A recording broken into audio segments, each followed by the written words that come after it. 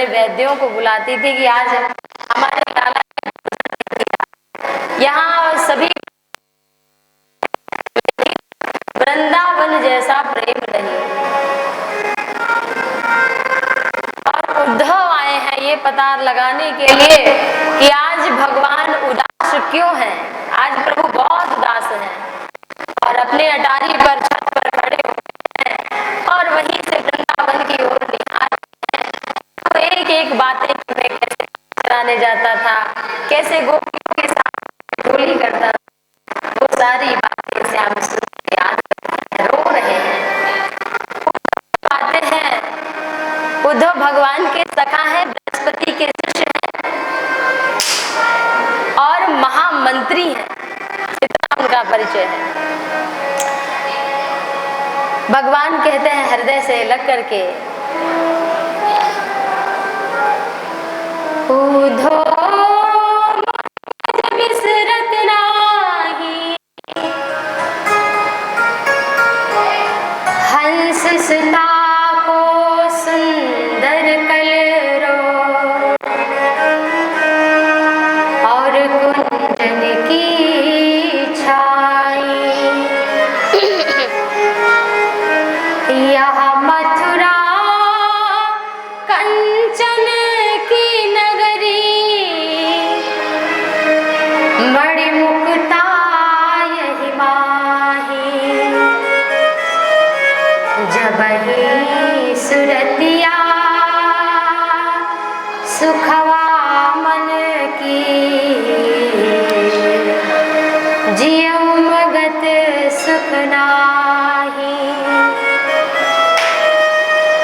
उद्धव कहते हैं कि प्रभु आप क्यों दुखी हैं।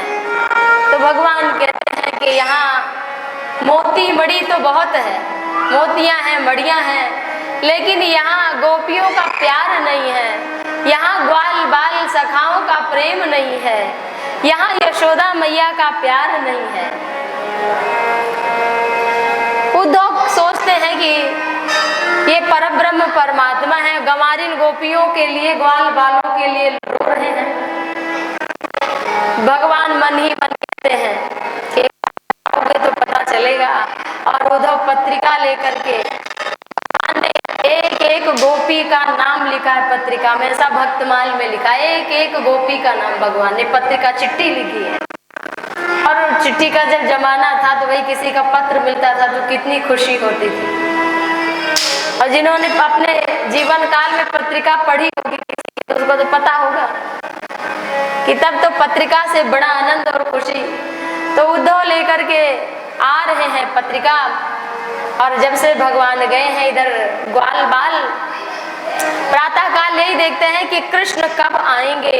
और जब शाम होती तो यशोदा मैया के द्वार पे जाके कहते कि मैया आज भी लाला नहीं आए, ऐसा कहकर बेचारे उदास होकर सो जाते थे।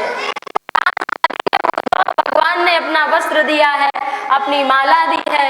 उद्धव को जब देखा तो ग्वाल बालों ने एक सखा छुप गया, बोला हम तो बोलेंगे नहीं, कन्हैया आ रहे हैं। उद्धव का रूप भगवान जैसा है। तो एक ने कहा रे श्री दामा क्यों छुपते हो। मधुमंगल ने कहा अरे रूठ लेना बाद में, पहले मिल तो लो। लेकिन जब नजदीक आए देखा तो वो भगवान जैसे थे, लेकिन भगवान कृष्ण नहीं थे, वैसा रूप नहीं था। कहा भैया कहाँ से आ रहे हो। बताया मथुरा से। कहाँ जा रहे हो। नंद यशोदा के भवन, चिट्ठी लेकर आया हूं। तो ग्वाल बाल कहते हैं वाह रे कन्हैया, इतने दिन बाद अगर कुछ संदेश भी मिला तो चिट्ठी का मिला। कहा पहली बार जब से कृष्ण गए हैं कोई यशोदा का घर पूछने आया है। जब तक कृष्ण थे तब तक तो घर में बड़ी भीड़ रहती थी, लेकिन जब से कृष्ण गए तब से यशोदा नंद के भवन कोई नहीं जाता। और जब यशोदा का प्रेम तो ऐसा है, वो रोज सुबह उन्हें लगता है कि हमारा लाला भी सोया है। उनका छोटा मुरलिया सब कुछ मैया ने संभाल के रखा है। और यशोदा को जब बुलाया कि यहाँ बाबा नंद है क्या, उद्धव ने, तब मैया यशोदा कहती है अरे भैया धीरे बोलो, हमारा लाला भी सो रहा है। इतने भाव में थी वो। उन्हें लगा कि कृष्ण है, सो रहे हैं। और जब देखा, पता चला कि कृष्ण ने किसी उद्धव को, महामंत्री को, अपने सखा को भेजा है। मैया तो पूरा सारी कथा कृष्ण की प्रारंभ काल से सुनाती रही। उद्धव जैसे बृहस्पति, देव गुरु बृहस्पति के शिष्य महामंत्री सुनते रहे कृष्ण की कथा। मैया यशोदा कहती हैं कि एक दिन की बात कि कृष्ण रूठ गए और बस माखन रोटी खाते थे हम, बासी उनके लिए रात की रोटी छोटी बेसन की रख देती थी मैं, तो वही रोज खाते थे। लेकिन जब उस दिन खा रहे थे तो कन्हैया के हाथ रोटी लेकर के कौवा उड़ गया।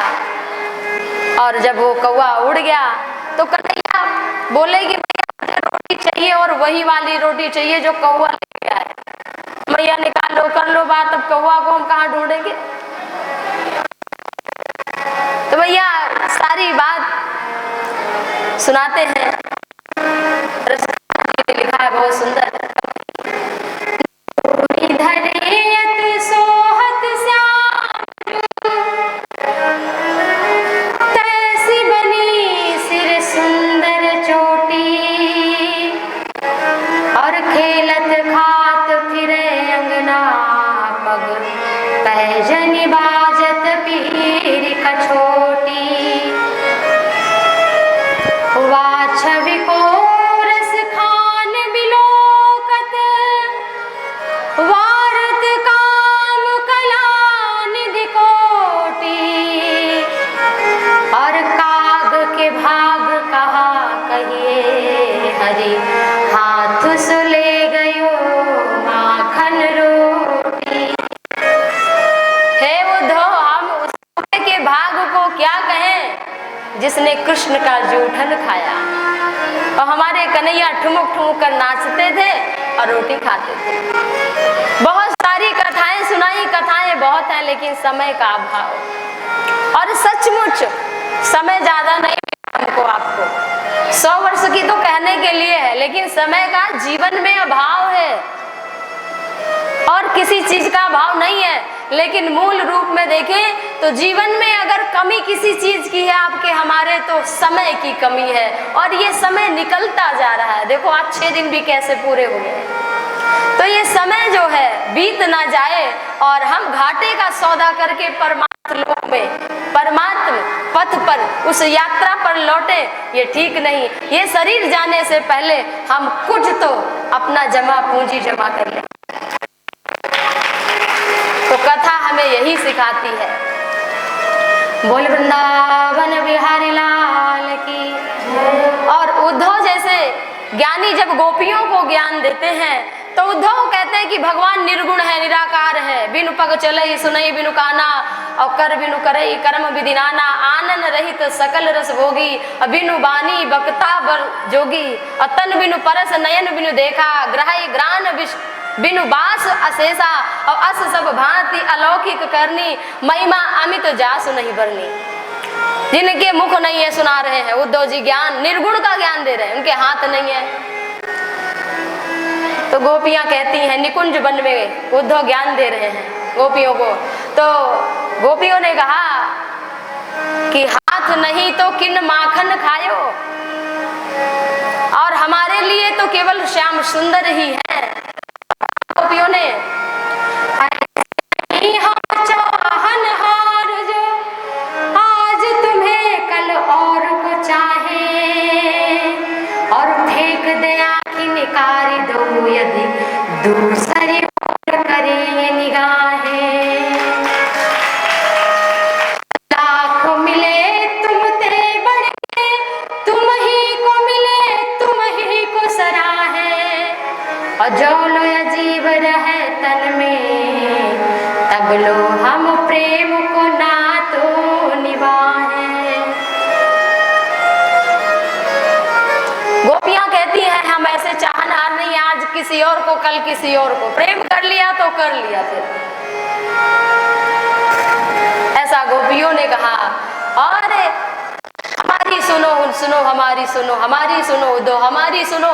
उद्धव जैसे ज्ञानी गोपियों के प्रेम प्रवाह रूपी समुद्र में मानो डूब गए और गोपी के चरण रज की वंदना की है यहाँ पर उद्धव जैसे ज्ञानी ने, और कहा हे परमात्मा, हे विधाता, अगर हमें कुछ अगले जन्म में बनाना है तो मानुष हो तो वही रस खान, बसो ब्रज गोकुल गाँव की ग्वारन, और जो पस हो तो कहा बस मेरो चरो नित नंद की धेनु मझारन, और पाहन हो तो वही गिर को जो धरो को छत्र पुरंदर कानन, और जो खग हाथ बसेरो करो मिले कालिंद कूल कदम्ब की डारन।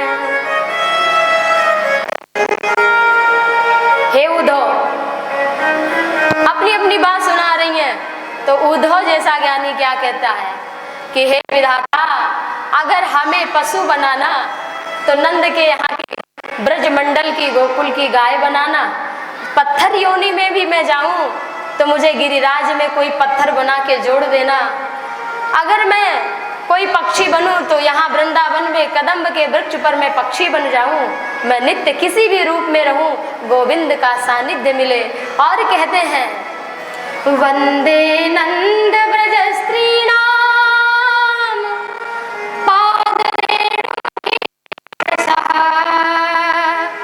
यासाम हरि कठोद गीतम पुनाति भुवनत्रयम्। एक बार उद्धव ने सोचा गोपियां इतनी महान हैं, इनको प्रणाम कर लूं, फिर सोचा नहीं, मैं इस योग्य नहीं हूं कि गोपियों को प्रणाम करूं मैं, फिर सोचा गोपियों के चरणों को प्रणाम कर लूं, उद्धव ने सोचा नहीं, मैं गोपियों के चरण को भी प्रणाम करने योग्य नहीं हूं, फिर कहते हैं कि वंदे नंद ब्रज श्रीराम पादरे, मैं गोपियों के चरण की धूलि को प्रणाम करता हूं, ऐसा कहा उद्धव। गोपियों को प्रणाम नहीं किया, गोपियों के चरणों की लगी धूल को, गुरु देवताओं के गुरु है बृहस्पति, उनके शिष्य है उद्धव, भगवान श्री कृष्ण के महामंत्री तथा सखा है, ऐसा विद्वान, ऐसा ज्ञानवान जो देवलोक में शिक्षा प्राप्त करके आया है, वो ब्रजमंडल की ग्वालिन गोपियों के चरणों की धूल को अपने मस्तक पर लगाकर अपने को धन्य मान रहा है। ये है गोपी, ये है भगवान के भक्तों की महिमा, ये है गोपियों की कथा, जिनके मुख से निकली हुई कथा पुनाति भुवनत्रयम्, पुनाति माने पवित्र करना, त्रैलोक्य को पावन कर देती है। और फिर उद्धव सुधो है चले सुनि गोपिन के बोल, कहते भैया बड़े उद्धव चढ़े हो आजकल, माने बड़ा अपने को कुछ मान रहे हो, ज्ञानी अभिमानी जो भी, तो उद्धव क्या बन के आते हैं, सूधो, उद्धव सूधो होए चले और सुनि गोपिन के बोल, और ज्ञान बजाई डुंडुमी और प्रेम बजायो ढोल। ये है प्रेम, तो नगाड़ा है, प्रेम तो ढोल है, प्रेम तो भगवान का रूप है, प्रेम के बिना तो भगवान भी अधूरा है। और प्रेम रूपी ज्ञान से रहित थे उद्धव, इसलिए जिसे प्रेम का ज्ञान नहीं वो ज्ञानी है नहीं, इसलिए अपने सो होना, राम प्रेम बिनु ज्ञानू और करण धार बिनु जिमि जल जानू।